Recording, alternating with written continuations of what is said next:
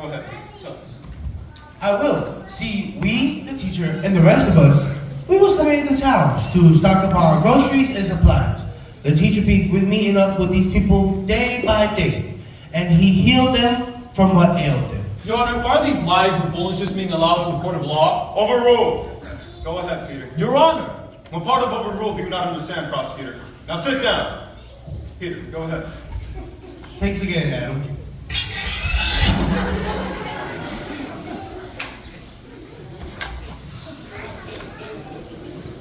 Anyways, we was walking down the street. It turns out that fella over there, Stephen over there. Your Honor, please. Overruled. Peter, go ahead. Anyways, again, Stephen over there, he was lying on the side of the street. Actually, Stephen was standing at the side of the street, but... Aha! Your Honor, these two supposedly reliable witnesses can't even agree whether that person was standing or lying down. Likely, they can't agree whether that person was there that day. We can deal with that. Mary, Peter, was that the man who you saw on the street that day? Yup, sure was, Adam. You'll see him. Yes, it was Stephen, Your Honor. Okay then, Mary, why don't you carry on and tell us what happened? Yes.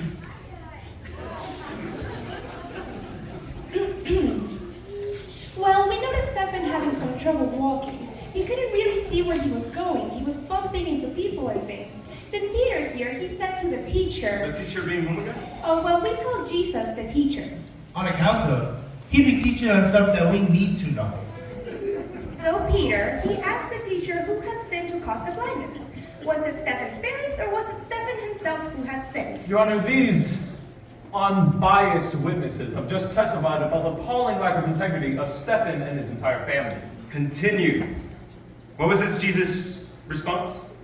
See, he was kind of miffed with my question. He was like, why are you always looking for someone to blame? What you ought to be doing is looking at the situation, seeing what God, my Father, could do.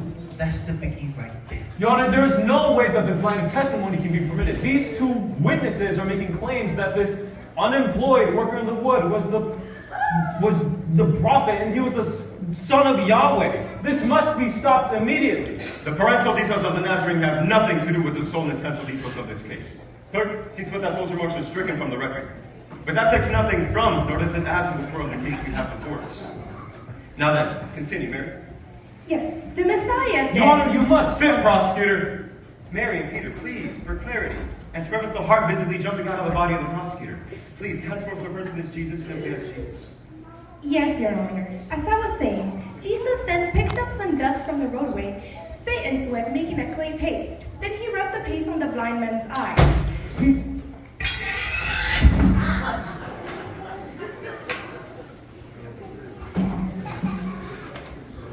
Then he told the blind man to go wash at the pool of Siloam.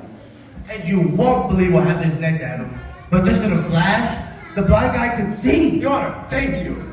Finally, these two buffoons have spoken the truth. No one here in this court, neither you or anyone here, Your Honor, is going to believe this nonsense. Prosecutor Simon, may I suggest that you allow myself to decide whom I do or do not believe? It is my opinion that Peter here was in his unique way making a point. Am I right, Peter? Right on, Adam. I saw what I saw with my own eyes. Jesus gave that man over there his sight. Your Honor, this has gone too far. Even if we were to assume for a moment that this Stephen person was blind and somehow miraculously regained his sight, all of which we shall disprove shortly, but even supposing those ridiculous tales of fantasy even exist, there's still nothing to lead us to believe that this supposed worker in the wood was in any way responsible for this man's cure. On that point, the court must agree with the prosecution. Objection sustained. But Adam, I saw what I saw with my own eyes. That point is still to be debated, Peter. For now, we'll move on to other witnesses. Your Honor, we have a couple of witnesses. One, Rebecca, who has known Stephen from birth, and Hannah, her twin sister. The witnesses have been sworn in and examined, Your Honor. Very well. Rebecca and Hannah, tell us who you are and how you came to know the accused. Thank you, Your Honor. We have lived on the same street as Stephen's parents even before Stephen was born, and we live on the same street today. And is that man Stephen here in this court? Yes, he is, sitting there. And there is Stephen's mother. You guys sound very sure of yourselves. How is it that you two can be that sure? We certainly should be sure. As we have said, we have known Stephen since birth. His mother is our cousin. Oh, so relatives, is it? Now, Your Honor, that hardly makes them credibly unbiased witnesses, now does it? Perhaps the prosecution has a witness more credible who has known this family long term?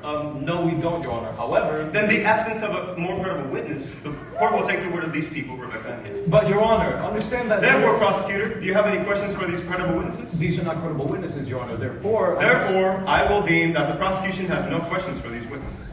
What of the defense? Do you wish to question these witnesses? Yes, thank you, Your Honor. We do indeed. You guys have testified that this blind man, Stephen, is known to you, and that he was born blind. Is that correct? Yes, that is correct.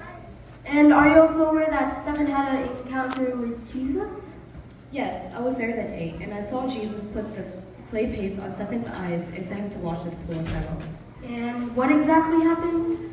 At the pool of Siloam, Stephen washed, and he had received his sight immediately. Your Honor, Do I assume that the prosecution has suddenly had a change of heart and wishes to question these witnesses? one question, if I may, Your Honor. Proceed. Thank you, Your Honor. Now then, Rebecca, how do you know that the efforts of the woodworker Jesus were what cured Stephen of his blindness? Because I saw it with my own eyes. Did you indeed, ma'am? I happen to know that the street which Stephen begged was a considerable distance from the pool of Siloam. So, were you really with Stephen as he walked to the pool of Siloam?